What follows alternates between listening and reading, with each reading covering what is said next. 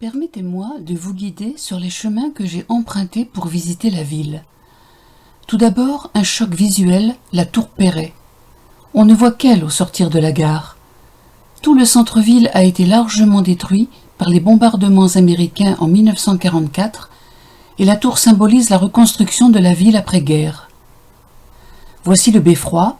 En 1761, Charles d'Allery, alors marguillier de Saint-Sulpice et de Saint-Firmin-le-Martyr, avait approuvé des travaux à effectuer à son horloge.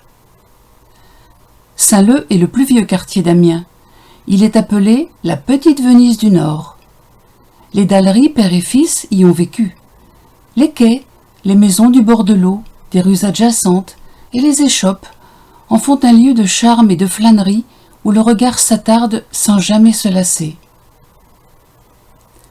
Non loin de là se déploient les Ortillonnages, un espace hors du temps et un havre de sérénité qui fait de la balade en barque un moment privilégié et inoubliable. Voici l'église Saint-Germain-l'Écossais, où Charles d'Allery, en 1762, a reconstruit entièrement l'orgue, qui ne résista pas au vandalisme révolutionnaire.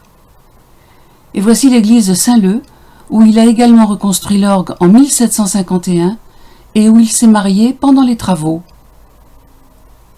La cathédrale, à la façade magnifique et au chevet qui ne l'est pas moins. Aussi impressionnant que l'extérieur, l'intérieur recèle une richesse architecturale infinie. Vitraux, chapelles, sculptures murales, chœurs parés de 110 stalles de chêne au style gothique flamboyant, et tout à côté, comme pour être en harmonie avec elle, l'orgue de chœur qui semble se cacher derrière sa façade ciselée. Et le grand orgue, bien sûr, l'un des plus beaux buffets de France. Charles d'Allery l'a reconstruit et agrandi entre 1766 et 1769.